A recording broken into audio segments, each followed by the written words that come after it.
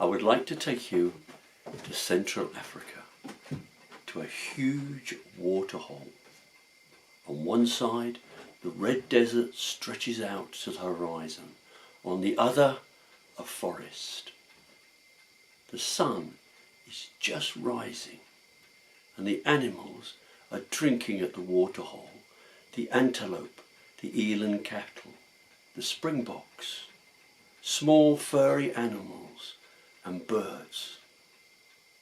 A hill stretches away from the waterhole, and halfway up that hill is a cave, and in the cave lives a lion.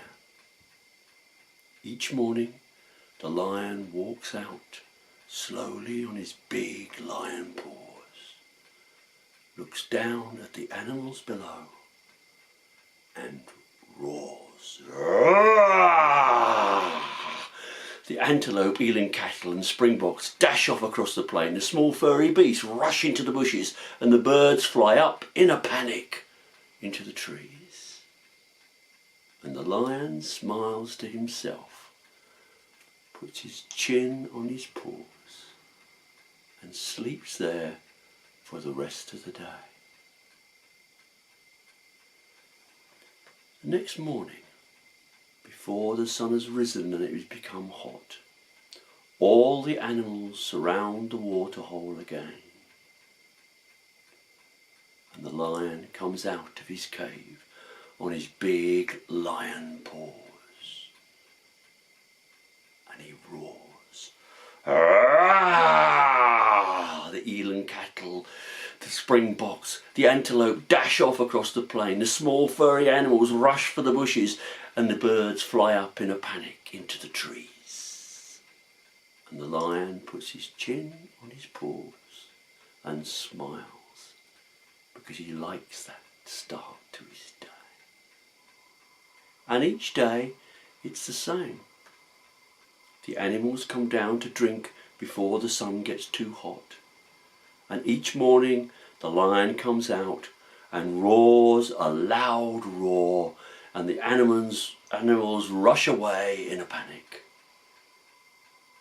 Until this day, as the sun rises and the earth begins to heat up, and the animals surround the waterhole and drink in the early morning, and the lion comes out and looks down at the waterhole below and opens its great jaws and goes,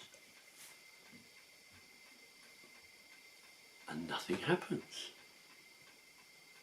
The lion tries again, and nothing happens. He tries a third time with no success, and glumly he sits and puts his chin on his paws. The lion has lost his roar. And the animals below are confused, because as they drink, they notice that the lion has come out of his cave today. Some saw his mouth open and show his great teeth, but there was no roar today. They were worried. Their life had changed, and they didn't like it. They gathered together, a great muttering of animals. What's wrong with the lion? What shall we do? Is there something we can do? Who knows? Until the owl, sitting in the tree, hooted and said, we must find a way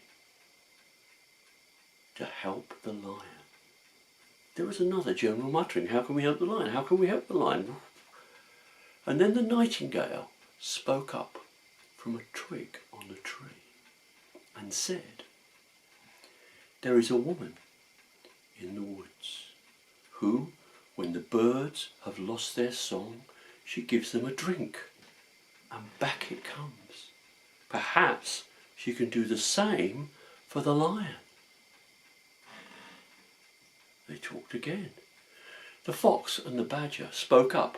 We will go. We know the woods. We will go into the woods and we will find the lady and save the lion."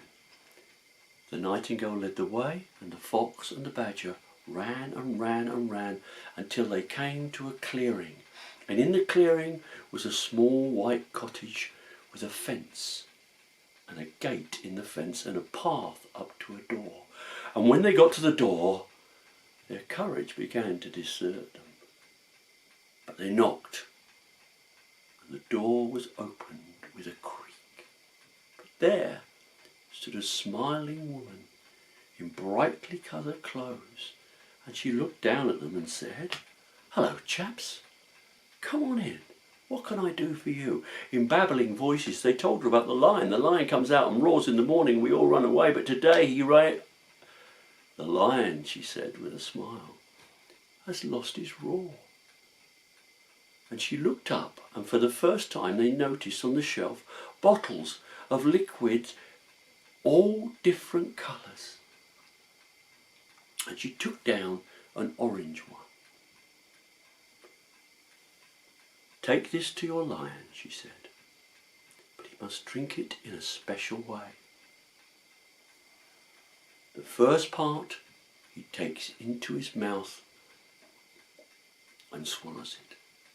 The second part he rolls around his teeth and swallows it. And the last part into the back of his throat and go and swallow it." And she handed it over to the fox and the badger, and they carried it back to the waterhole, clutching it carefully as though it were treasure. When they arrived back, the debate began again. Who would be brave enough to take the bottle of orange liquid to the lion? They were quiet. Were any brave enough? Yes. The rabbit stepped forward and said, "I will take the bottle." She took the bottle and hopped up the slope until she came out of claw distance of the lion. She placed the bottle on the floor and said, "Mr. Lion, this is a drink for you, so your roar will come back. But you must drink it in a special way. The first part you must have in your mouth and swallow it. The second part you must go in your teeth and swallow it. And the last part in the back of your throat and swallow it." She left the bottle on the floor and hopped back down the hill. The lion looked at the bottle. He took 2 paces forward and stood over it. With his big teeth he pulled the stopper out of the bottle, tipped it up, shook it in his mouth and swallowed it. The next part, tipped it up round his teeth and swallowed it. And the last part into the back of his throat and swallowed it. Then he walked glumly back into his cave. The next morning, as the sun began to rise over the horizon and heat up the red desert, and all the animals surrounded the waterhole, having their early morning drink, the lion padded out of his cave on his big lion paws and looked down. And then he opened his big lion mouth and roared, "Hurrah!" And the animals clapped and cheered. And that is the end of my story for today.